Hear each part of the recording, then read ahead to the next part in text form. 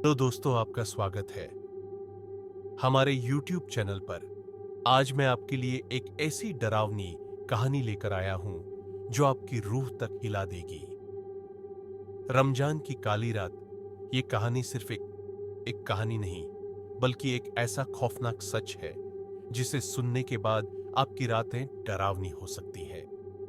तो अगर आपका दिल मजबूत है और आप अंधेरे से नहीं डरते, तो आइए मेरे साथ इस भयानक सफर पर। यह कहानी उत्तर प्रदेश के एक छोटे से गांव नूराबाद की है। गांव के लोग सीधे सादे और खुदा पर भरोसा रखने वाले थे। रमजान का महीना चल रहा था और पूरा गांव इबादत में डूबा हुआ था। हर तरफ कुरान की तिलावत की आवाजें गूंज रही थीं, मस्जिदें रोशनी से जगमगा रही थीं और हर घर में इफ्तार की तैयारियां हो रही थीं। लेकिन इस बार का रमजान कुछ अलग था। गांव के बुजुर्गों के चेहरे पर एक अनजानी घबराहट थी।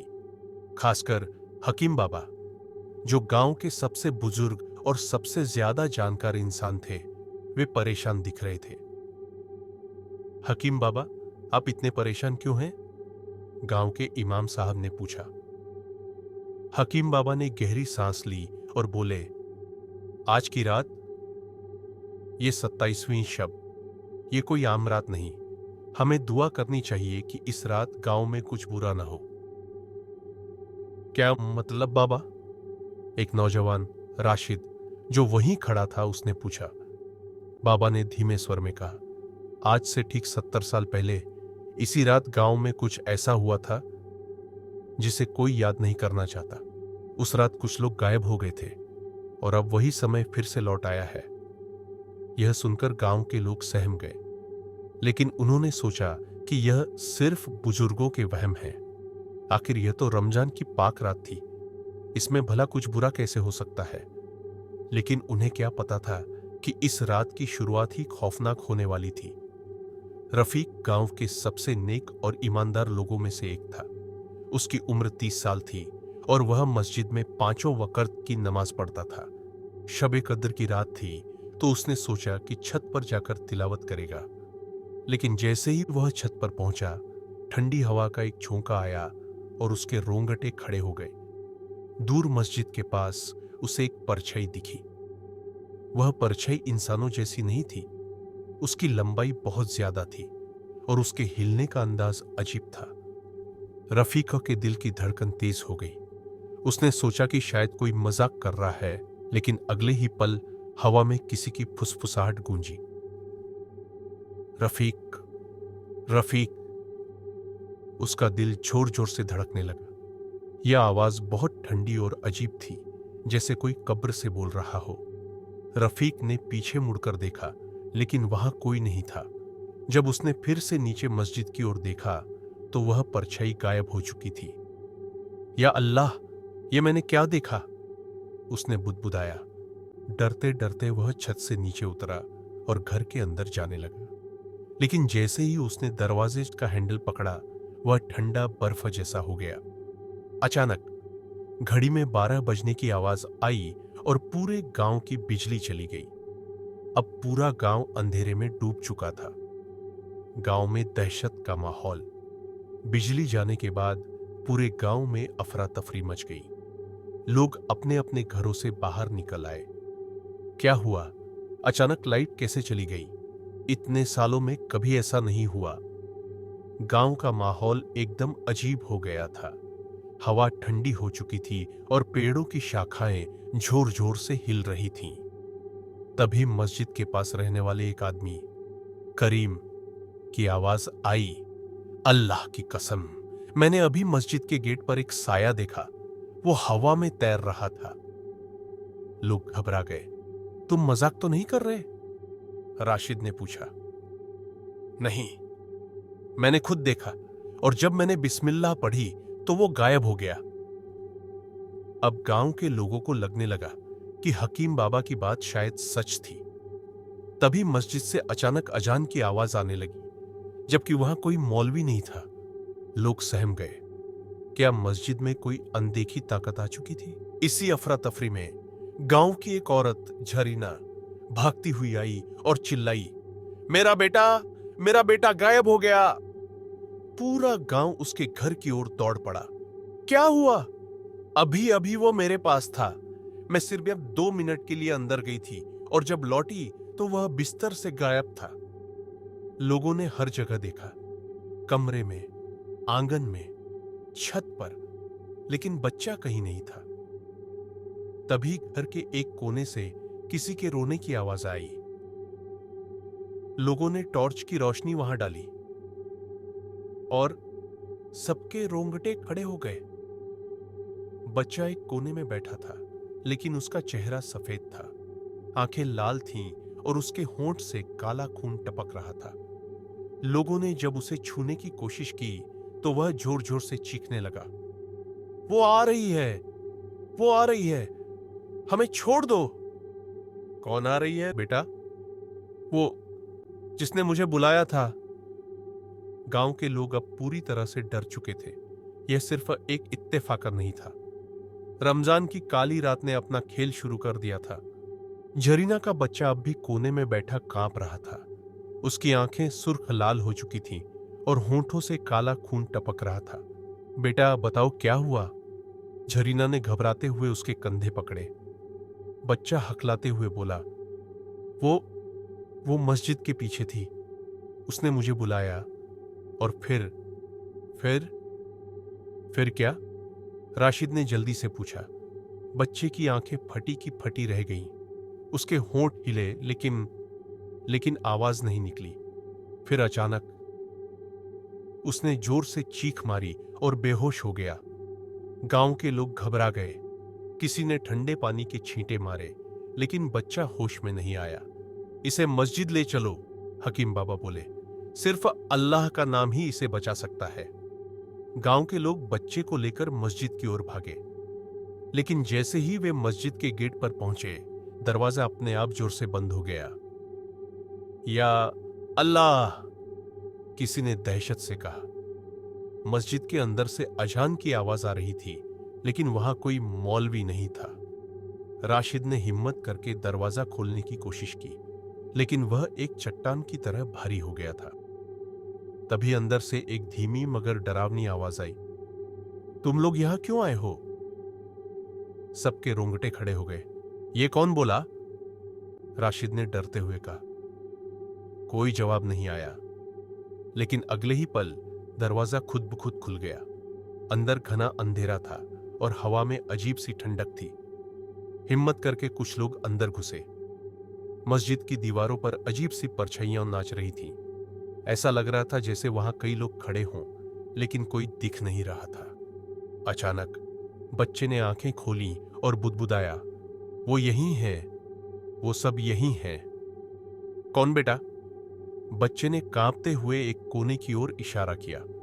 लोगों ने टॉर्च घुमाई और देखा, वहां एक पुरानी कब्र थी। या अल्लाह, इस मस्जिद में कब्र कैसे? हकीम बाबा ने गहरी सांस ली। यह वही जगह है जहां 70 साल पहले के वो लोग दफन हैं जो उस रात गायब हुए थे। गांव के लोग हैरान रह गए, लेकिन बाबा ये लोग कौन थे और उस रात क्या हुआ था? हकीम बाबा ने कांपते हाथों से अपनी छड़ी जमीन पर मारी और बोले, यह एक पुरानी बदुआ है। उस समय रमजान की इसी 27वीं रात को गांव में अजनबी फकीरों का एक दल आया था। गांव वालों ने उन्हें खाने पीने को कुछ नहीं दिया। भूख से तड़पकर जब वो फकीर मर गए तो मरते मरते उन्होंने इस गांव को श्राप दे दिया। क्या श्राप? राशिद ने घबराकर पूछा। बाबा की आवाज कांप रही थी। हर 70 साल बाद रमजान की 27वीं रात को वे फिर लौटते हैं, गांव से इंसानों को अपने साथ ले जाने के लिए। यह सुनकर सबके पैरों तले जमीन खिसक गई। नहीं, ऐसा नहीं हो सकता, करीम चीखा। अगर यह सच है तो फिर हमने पहले कभी ऐसा क्यों नहीं सुना? हकीम बाबा ने धीर से कहा, क्योंकि जो इस राज को जानता था वो बचा ही नहीं। बातें हो ही रही थीं कि मस्जिद की रोशनी झपकने लगी। तभी किसी ने दरवाजे पर दस्तक दी। कौन है? राशिद ने हिम्मत करके पूछा। कोई जवाब नहीं आया। कौन है बाहर? अचानक दरवाजे के नीचे से एक काले रंग का धुआं अंदर घुसने लगा। अल्लाह के वास्ते, इसे रोको, किसी ने चिल्लाया। लेकिन तब तक बहुत देर हो चुकी थी। वह धुआं धीरे धीरे आकार लेने लगा और कुछ ही पल में एक लंबा काला साया उनके सामने खड़ा था। ये क्या है? साये ने धीरे धीरे सिर उठाया। उसकी आंखों से लाल रोशनी निकल रही और जब उसने मुंह खोला तो वहां सिर्फ अंधेरा था। तुमने हमें भुला दिया, लेकिन हम लौट आए हैं। अब यह गांव हमारा होगा। और फिर मस्जिद के अंदर चारों तरफ अंधेरा फैल गया। लोगों की चीखें पूरे गांव में गूंज उठी। मस्जिद के अंदर अंधेरा गहराता जा रहा था। दीवारों पर अजीब सी परछाइयां हिल रही थीं और हवा में एक भारीपन महसूस हो रहा था। लोग डर के मारे एक दूसरे से सटकर खड़े थे। हकीम बाबा ने कांपते हुए कहा, कुरान की आयतें पढ़ो, जल्दी। मस्जिद के अंदर मौजूद कुछ बुजुर्गों ने मिलकर आयतें पढ़नी शुरू की, लेकिन तभी एक डरावनी हंसी पूरे मस्जिद में गूंज उठी। लोगों ने देखा, वह काला साया अब हवा में उठ चुका था। उसकी लाल आंखें सबको घूर रही थीं। तुम्हें लगता है कि ये आयतें मुझे रोक लेंगी? साये की आवाज गहरी और डरावनी थी। तभी अचानक जमीन हिलने लगी। मस्जिद की दीवारों पर गहरे निशान उभरने लगे, जैसे कोई अंदर से उन्हें कुरेद रहा हो। यहां से भागो, राशिद चिल्लाया। लेकिन दरवाजे अपने आप बंद हो चुके थे। लोगों ने बाहर जाने की कोशिश की, लेकिन एक अदृश्य ताकत ने उन्हें पीछे धकेल दिया। अब तुम सब हमारी कैद में हो, साई की आवाज गूंजी। और फिर मस्जिद के कोने में पड़े जरीना के बच्चे की आंखें फिर से खुल गईं। लेकिन अब उसकी आंखों में इंसानियत नहीं थी। बच्चा धीरे धीरे उठने लगा। उसका शरीर अकड़ा हुआ था और उसकी उंगलियां अजीब तरीके से मुड़ गई थीं। बेटा, जरीना ने कांपती आवाज में कहा। बच्चे ने उसकी ओर देखा और मुस्कुरा दिया, लेकिन उसकी मुस्कान इंसानों जैसी नहीं थी। अम्मी, आप मुझे पहचान नहीं रही? जरीना के शरीर में एक सिहरन दौड़ गई। बच्चे की आवाज पहले जैसी नहीं थी। वह गहरी, भारी और डरावनी हो चुकी थी। तू कौन है? राशिद ने हिम्मत करके पूछा। बच्चे ने अपनी गर्दन घुमाई और हंसते हुए कहा, मैं वही हूं जिसका 70 साल पहले इस गांव ने गला घोंट दिया था। इतना कहते ही बच्चे के शरीर में झटके आने लगे। अल्लाह रहम, हकीम बाबा ने जमीन पर गिरकर रोते हुए कहा। बच्चे की पीठ से धीरे धीरे काले धागे निकलने लगे, जो हवा में फैल रहे थे। अब वह पूरी तरह से किसी और के कब्जे में था। तभी मस्जिद के बाहर से जोर जोर से दरवाजा पीटने की आवाजें आने लगी। खोलो, जल्दी खोलो। गांव के कुछ लोग मस्जिद के अंदर फंसे लोगों को बाहर निकालने की कोशिश कर रहे थे, लेकिन तभी दरवाजा अपने आप खुल गया और बाहर सिर्फ गहरा अंधेरा था। राशिद, हकीम बाबा और बाकी लोग जैसे ही मस्जिद से बाहर निकले तो उनके होश उड़ गए। गांव की हर गली में अंधेरा छाया हुआ था। सभी घरों की लालटेन बुझ चुकी थी और सबसे खौफनाक बात, गांव के कई लोग गायब हो चुके थे। अल्लाह खैर करे, ये क्या हो रहा है? एक बुजुर्ग रोने लगे। तभी दूर से किसी के चीखने की आवाज आई। राशिद और कुछ नौजवानों ने हिम्मत करके उस तरफ भागना शुरू किया, लेकिन जैसे ही वे गांव के पुराने कुएं के पास पहुंचे तो जो देखा उसने उनकी रूहें तक कंपा दी। कुएं के चारों ओर खून के धब्बे थे और बीच में ये गांव के गायब लोगों की परछाइयां घूम रही थी। राशिद ने जैसे ही टॉर्च की रोशनी उन पर डाली तो सभी परछाइयां हवा में घुलकर गायब हो गईं। अब कुएं के अंदर से एक अजीब सी आवाज सुनाई देने लगी, हम अभी यहीं हैं और हम वापस आएंगे। कुएं के अंदर से आती अजीब आवाज ने सबको सन्न कर दिया। राशिद ने हिम्मत करके कुएं में झांका, लेकिन जैसे ही उसने टॉर्च की रोशनी अंदर डाली तो वह तेज हवा के झोंके से बुझ गई। या अल्लाह! राशिद घबरा गया। हवा में अचानक ठंडक बढ़ने लगी। ऐसा लग रहा था जैसे कुएं के अंदर से कोई उन्हें देख रहा हो। यह कुआं, यह हमेशा से बंद पड़ा था, फिर इसके अंदर आवाजें क्यों आ रही हैं? हकीम बाबा ने कांपते हुए कहा। क्या पता कोई इसमें गिर गया हो? करीम बोला। नहीं, राशिद ने जल्दी से जवाब दिया। इस कुएं के अंदर कोई और ताकत है। तभी कुएं के अंदर से एक धीमी मगर गहरी आवाज आई। हम अब लौट चुके हैं, तुम बच नहीं सकते। और फिर कुएं के काले पानी में एक चेहरा उभर आया। चेहरा जो इंसान का नहीं था। वह चेहरा किसी इंसान का नहीं था। उसकी आंखें बिल्कुल सफेद थीं और होंठ सिल दिए गए थे। उसके सिर पर कोई चमकती हुई टोपी थी और गर्दन पर बड़े बड़े जख्म थे। या खुदा! हकीम बाबा चिल्ला पड़े। वह चेहरा धीरे धीरे ऊपर आने लगा, जैसे कोई कुएं से बाहर निकल रहा हो। गांव के लोग डर के मारे पीछे हटने लगे। इसे रोकना होगा, राशिद ने हिम्मत करके कहा। उसने जल्दी से पास की मस्जिद से एक कुरान शरीफ उठाया और कुएं के पानी में डुबो दिया। बिस्मिल्लाहिर्रहमानिर्रहीम। जैसे ही कुरान का पानी में गिरना हुआ, कुएं से एक भयानक चीख निकली। चेहरा गायब हो गया और पानी उबलने लगा। कुछ ही सेकंड में कुएं के ऊपर से एक काला धुआं उठा और हवा में घुल गया। लेकिन यह अंत नहीं था। गांव के लोग समझ रहे थे कि उन्होंने कुएं की बुरी आत्मा को भगा दिया, लेकिन सच कुछ और था। क्योंकि उसी रात गांव की एक और औरत गायब हो गई। सुबह होते ही हकीम बाबा के घर के पास भीड़ जमा हो गई। क्या हुआ? राशिद ने पूछा। रुखसाना बानो, वो रात में नमाज पढ़ रही थी, लेकिन सुबह से गायब है। रुखसाना गांव की सबसे बुजुर्ग महिला थी। वह कभी गांव से बाहर नहीं गई थी। कोई उसके घर के अंदर गया क्या? करीम ने पूछा। लोगों ने दरवाजा तोड़ा और अंदर घुसे। अंदर का नजारा देखकर सबके पैरों तले जमीन खिसक गई। दीवार पर खून से लिखा था, हम आ चुके हैं। या अल्लाह, ये क्या हो रहा है? राशिद ने घबराकर कहा। हकीम बाबा ने लंबी सांस ली और बोले, ये रमजान की काली रात का असर है। अब गांव का हर इंसान खतरे में है। रुखसाना कहाँ गई? रुखसाना बानो की गायबी ने पूरे गांव को दहला दिया था। यह सिर्फ एक हादसा नहीं हो सकता, राशिद ने गुस्से में कहा। पहले मस्जिद में वो काला साया, फिर कुएं में वो भूतिया चेहरा, और अब रुखसाना का अचानक गायब हो जाना। कुछ बहुत बड़ा होने वाला है, हकीम बाबा ने डर से कहा।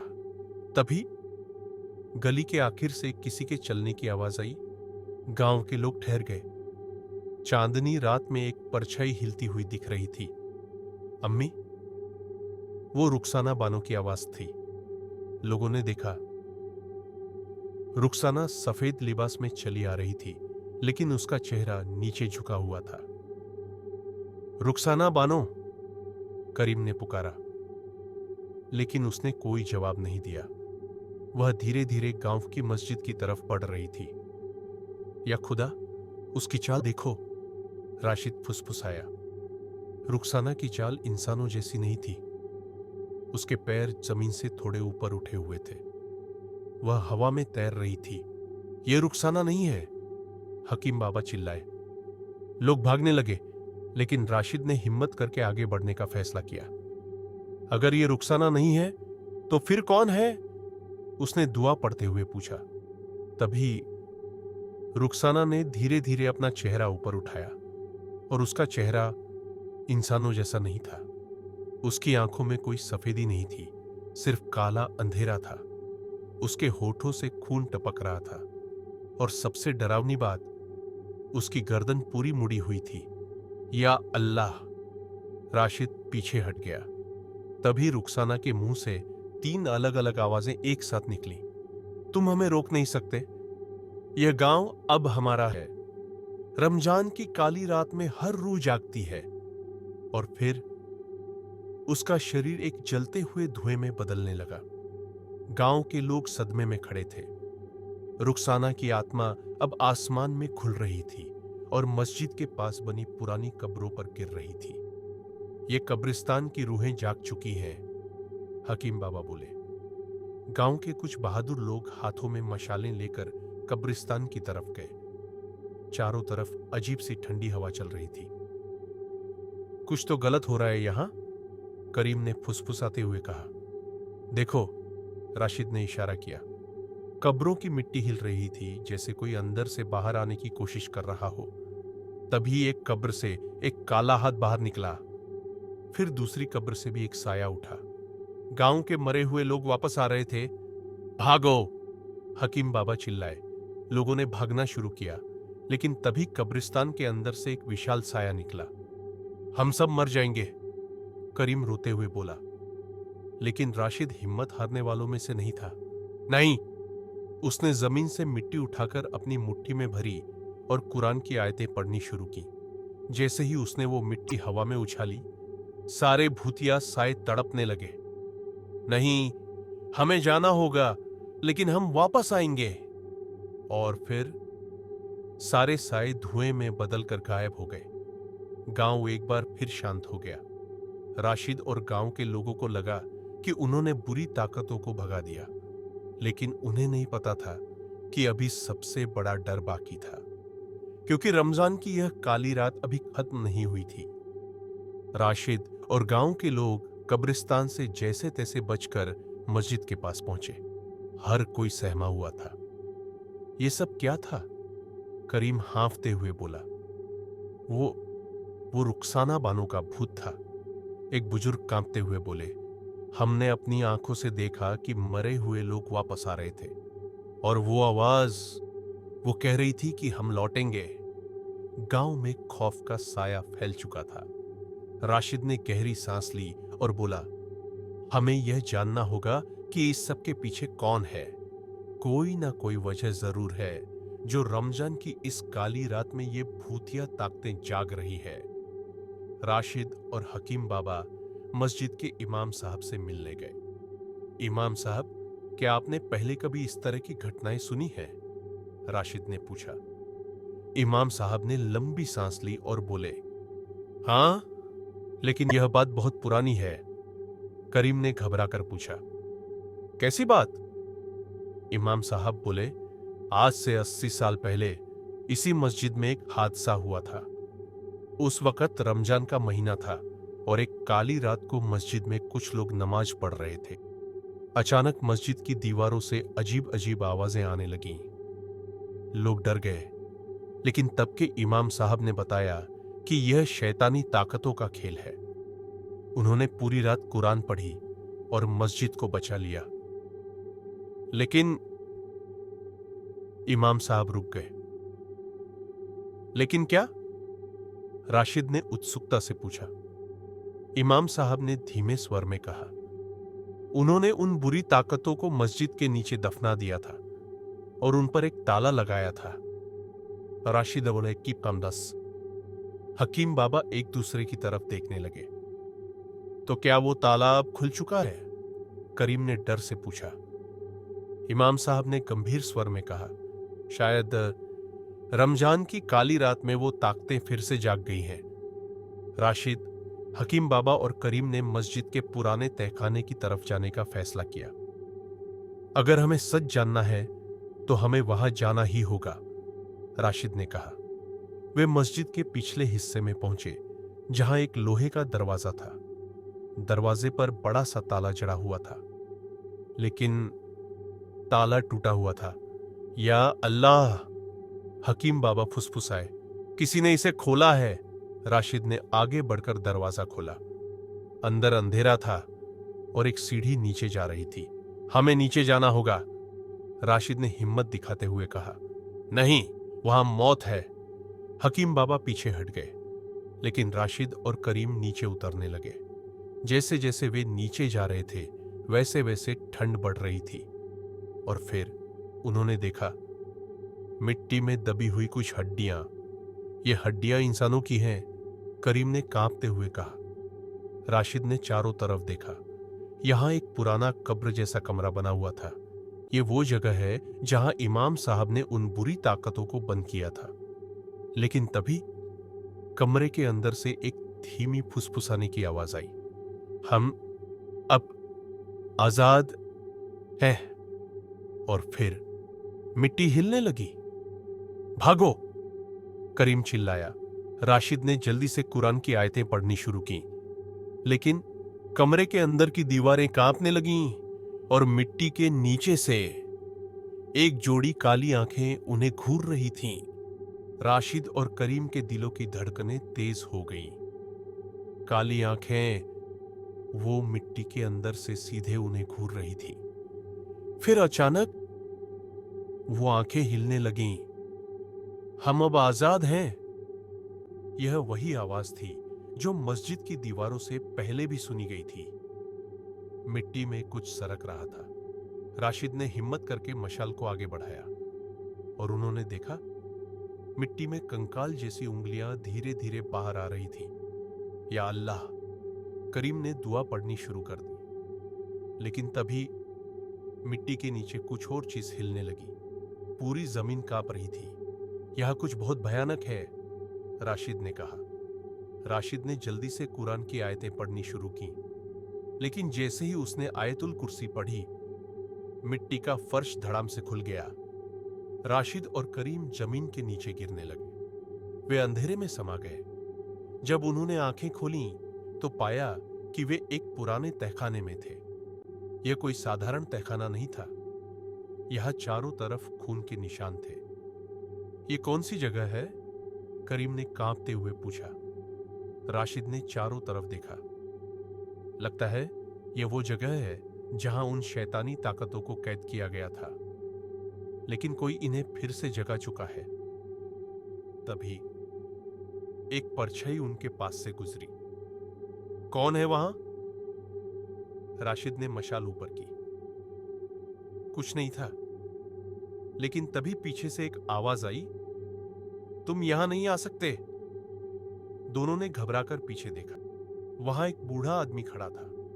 उस बूढ़े आदमी की दाढ़ी बहुत लंबी थी। वह सफेद लिबास में था, लेकिन उसके चेहरे पर गहरी काली लकीरें थीं। तुम कौन हो? राशिद ने हिम्मत करके पूछा। बूढ़े आदमी ने गहरी आवाज में कहा, मैं वही हूं जो इन ताकतों को रोके हुए था, लेकिन अब बहुत देर हो चुकी है। करीम ने घबराकर पूछा। मतलब? बूढ़े आदमी ने धीरे से कहा, शैतान जाग चुका है। रमजान की इस काली रात में वो पूरी ताकत से बाहर आने वाला है। राशिद और करीम ने एक दूसरे की तरफ देखा। हमें कुछ करना होगा, राशिद बोला। कैसे? करीम ने पूछा। बूढ़े आदमी ने कहा, तुम्हें उस काले दरवाजे को फिर से बंद करना होगा, वरना पूरा गांव शैतान के कब्जे में चला जाएगा। बूढ़े आदमी ने एक तरफ इशारा किया। एक बड़ा सा काला दरवाजा जिसके चारों तरफ सिंदूर और अजीब अजीब लकीरें बनी हुई थी। यह दरवाजा बहुत सालों से बंद था, लेकिन किसी ने इसे खोल दिया है। राशिद और करीम ने धीरे धीरे आगे बढ़ना शुरू किया। दरवाजे के पास पहुंचते ही चारों तरफ से भयानक चीखें गूंजने लगीं। राशिद, ये मत खोलना, करीम चिल्लाया। काला दरवाजा धीरे धीरे खुलने लगा। राशिद और करीम पीछे हट गए। भयानक चीखें चारों तरफ गूंजने लगीं। बूढ़े आदमी ने घबराकर कहा, उसे मत खुलने दो। अगर यह दरवाजा पूरी तरह खुल गया तो कोई इसे बंद नहीं कर पाएगा। लेकिन दरवाजा अब पूरी तरह खुल चुका था और उसके अंदर से गहरा अंधेरा बाहर निकलने लगा।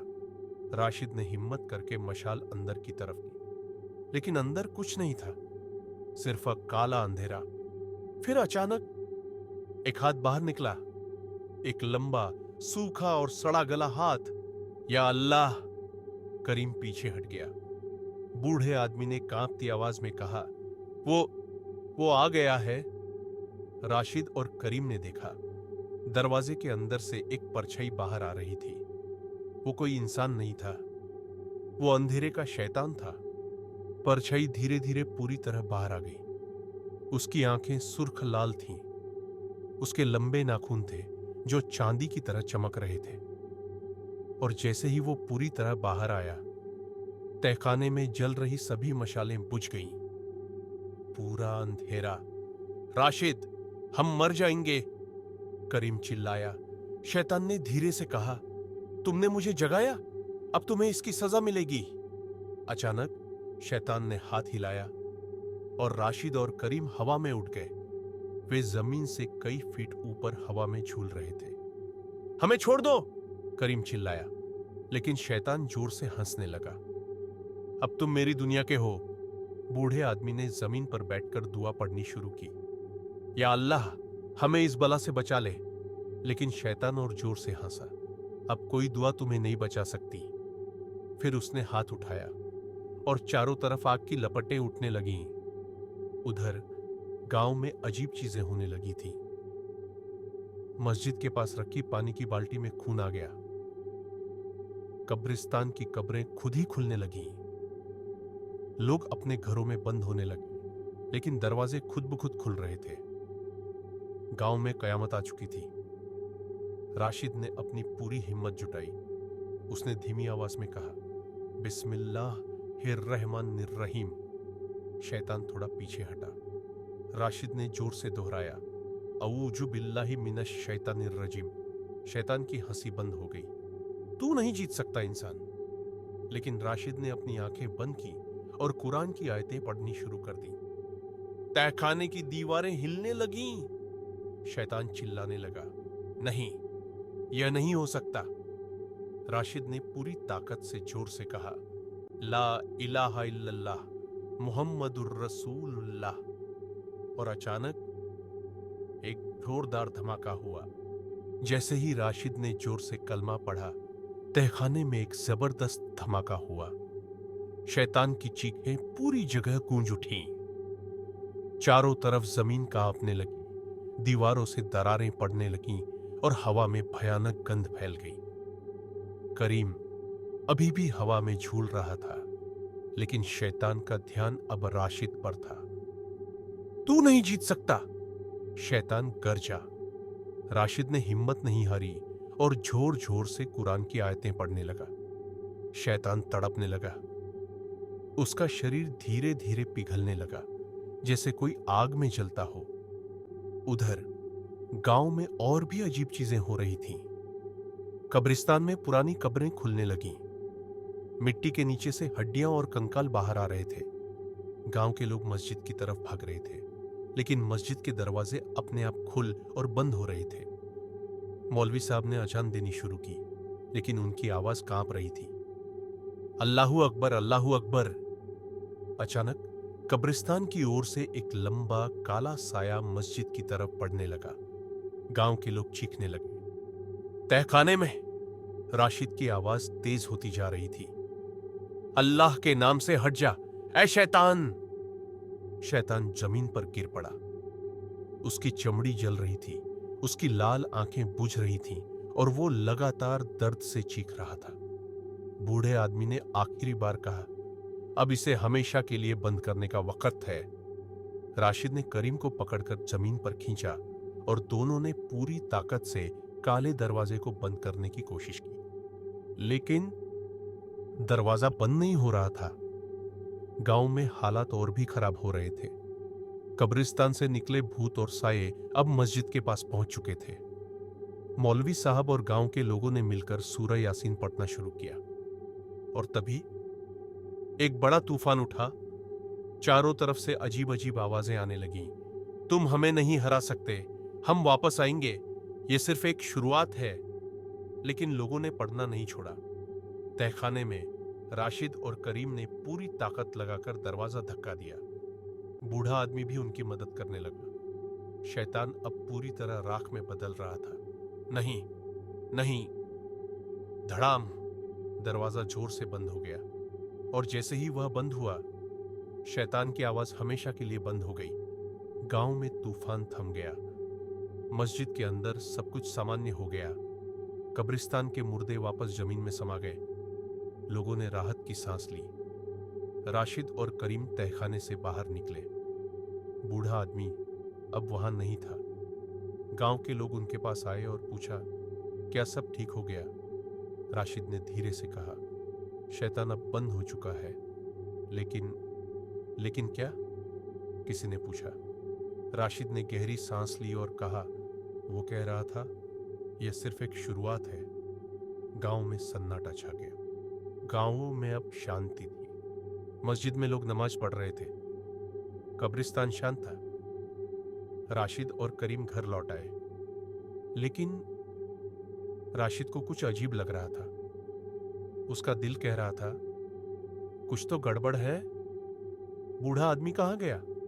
राशिद ने सोचा कि उस बूढ़े आदमी से मिलना चाहिए।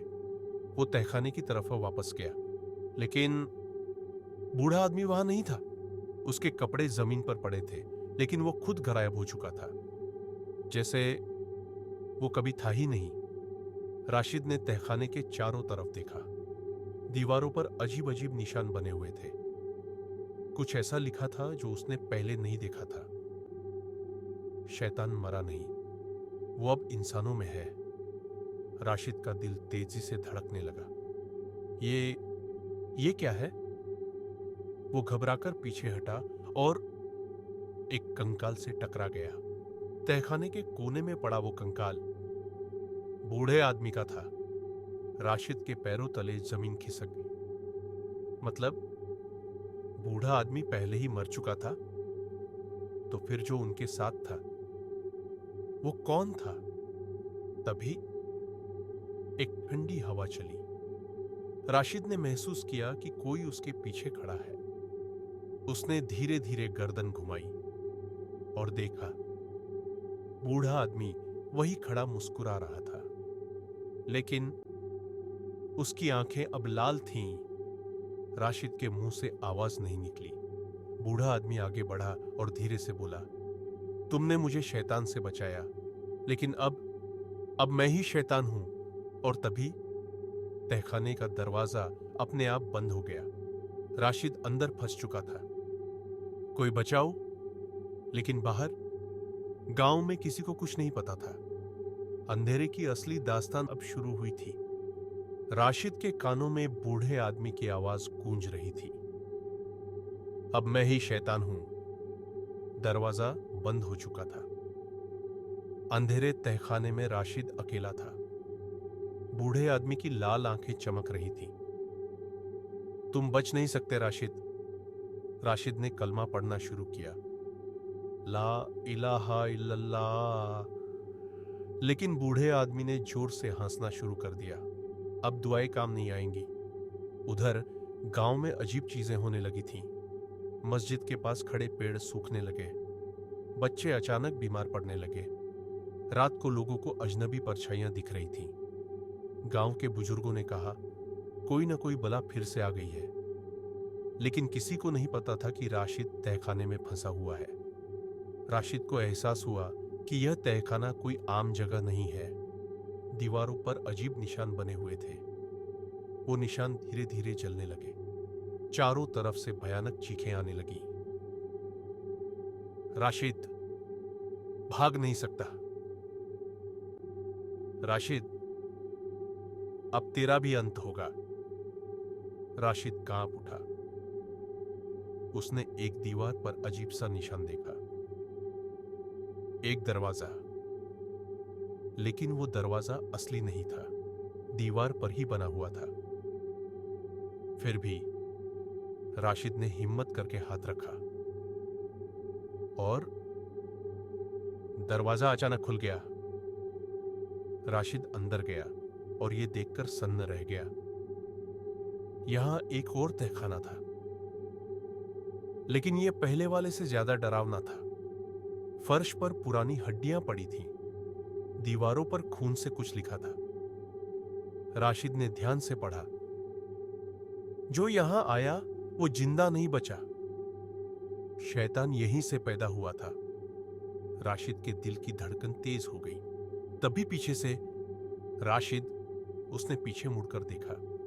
बूढ़ा आदमी फिर से वहां था, लेकिन इस बार उसके शरीर से धुआं निकल रहा था। बूढ़े आदमी ने हाथ उठाया और राशिद हवा में उठ गया। अब तू भी हमारे साथ रहेगा। राशिद जोर जोर से चीखने लगा, नहीं अल्लाह मुझे बचा। और तभी एक जोरदार धमाका हुआ। तहखाने की दीवारें हिलने लगीं। बाहर गांव में अजान की आवाज गूंज उठी। बूढ़े आदमी की लाल आंखें गुस्से में चमक उठी। नहीं, अजान नहीं। राशिद हवा में लटक रहा था, लेकिन जैसे ही मस्जिद से अजान की आवाज आई, वो जमीन पर गिर पड़ा। बूढ़ा आदमी चीखने लगा। उसके शरीर से धुएं की लपटें उठने लगीं। अल्लाह की रहमत से कोई शैतान नहीं बच सकता। राशिद ने पूरी ताकत लगाकर भागने की कोशिश की। तहखाने की दीवारें दरकने लगीं, लेकिन तभी दरवाजा अपने आप बंद हो गया। राशिद फंस चुका था। गांव में लोग मस्जिद के पास इकट्ठा हो गए थे। मौलवी साहब ने कहा, आज रात कुछ बुरा होने वाला था, लेकिन अल्लाह ने हमें बचा लिया। लेकिन तभी मस्जिद की मीनारें हिलने लगी, जमीन कांपने लगी। लोग डर गए। ये क्या हो रहा है? राशिद ने देखा कि बूढ़े आदमी का शरीर पिघलने लगा था। वो अब इंसान नहीं रहा, बल्कि एक भयानक शैतान में बदल चुका था। राशिद, तुझे भी मेरे साथ आना होगा।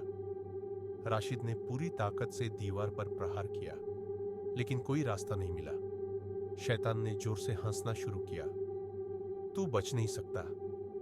राशिद ने कलमा पढ़ना शुरू किया, ला इलाहा इल्लल्लाह। जैसे ही उसने ये कहा, शैतान चिल्लाने लगा। उसका शरीर टुकड़े टुकड़े होने लगा। अजन की आवाज तेज होती जा रही थी। राशिद ने आंखें बंद कर ली। शैतान का शरीर धीरे धीरे जलने लगा। उसकी भयानक चीखों से तहखाने की दीवारें कांप उठी। राशिद ने आंखें बंद करके कलमा पढ़ना जारी रखा, ला इलाहा इल्लल्लाह मुहम्मदुर रसूलुल्लाह। और तभी अजान की रोशनी तहखाने में फैल गई। शैतान दर्द से चिल्लाया, नहीं, ये मुमकिन नहीं। राशिद ने देखा कि शैतान राख में बदलने लगा। जैसे ही शैतान का शरीर पूरी तरह राख बना, तहखाने का दरवाजा अपने आप खुल गया। राशिद ने बिना सोचे समझे बाहर की तरफ दौड़ लगाई। तहखाने से निकलते ही वो जमीन पर गिर पड़ा। बाहर गांव के लोग खड़े थे। सभी के चेहरे पर डर था। मौलवी साहब आगे बढ़े और बोले, बेटे, क्या हुआ वहां? राशिद ने कांपते हुए कहा, शैतान खत्म हो चुका है। उस रात के बाद गांव में सब कुछ सामान्य होने लगा। मस्जिद के पास के सूखे पेड़ फिर से हरे हो गए। बच्चों की बीमारियां ठीक हो गईं। और सबसे बड़ी बात, कब्रिस्तान से अजीब आवाजें आनी बंद हो गईं। गांव के बुजुर्गों ने कहा, अल्लाह ने हमें बचा लिया। लेकिन राशिद अब भी बेचैन था। राशिद एक रात फिर से उसी तहखाने की तरफ गया, लेकिन वहां अब कुछ भी नहीं था। कोई दरवाजा नहीं, कोई तहखाना नहीं, जैसे वो सब कभी था ही नहीं। राशिद ने सोचा, क्या सच में शैतान खत्म हुआ? लेकिन तभी हवा में किसी ने फुसफुसा कर कहा, मैं वापस आऊंगा। राशिद का खून जम गया। उसने पीछे मुड़कर देखा, लेकिन वहां कोई नहीं था, सिर्फ अंधेरा। तो दोस्तों, आपको आज की ये कहानी कैसी लगी? अपनी राय हमें कमेंट में जरूर बताएं। अगर आपको ये कहानी पसंद आई हो तो वीडियो को लाइक और शेयर करना बिल्कुल न भूलें। और ऐसी ही और भी खौफनाक और रहस्यमयी कहानियों के लिए हमारे चैनल को सब्सक्राइब कर लें। हम फिर मिलेंगे एक नई, डरावनी और रोमांचक कहानी के साथ। तब तक अपने दिल को थामे रहिए, क्योंकि डर अभी बाकी है मेरे दोस्त।